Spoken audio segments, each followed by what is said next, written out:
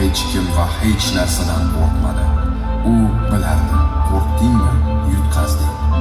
Shunday ichki qoida bilan yashagan insonni sindirish oson emas. Va gap faqat ringda emas, u hayotda ham kurashdi. Chunki hayot eng katta jang. Ringda raund tugaydi, hayotda esa yo'q. Oxirigacha borgan odam yutqazmaydi, balki medal uchun emasdi, lekin o'zini yengani uchun yutadi. 2021-yil bir lahza va hammasi o'zgardi. Yo'l tugadi. Lekin hikoya tugamadi. U ketdi deyishadi. Haqiqiy kuchli odam mag'lub bo'lib ketmaydi. U iz qoldiradi. Inson umr bilan emas, qoldirgan izi bilan tirik. Bugun u yo'q deyishadi. Yo'q, bunday emas. U har bir zarbalarda yashaydi. U jasoratda yashaydi va u yiqilib yana turgan har bir insonning ichida yashaydi.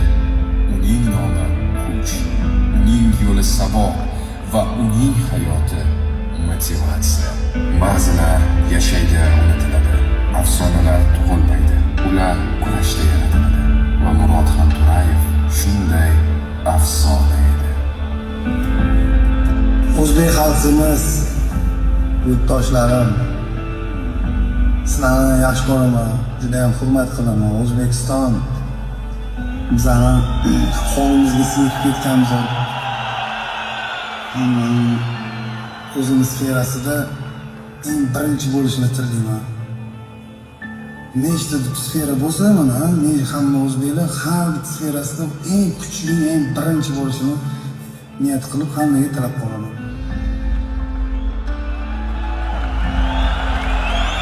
Murodxon To'rayev oddiy boladan afsonagacha bo'lgan yo'l.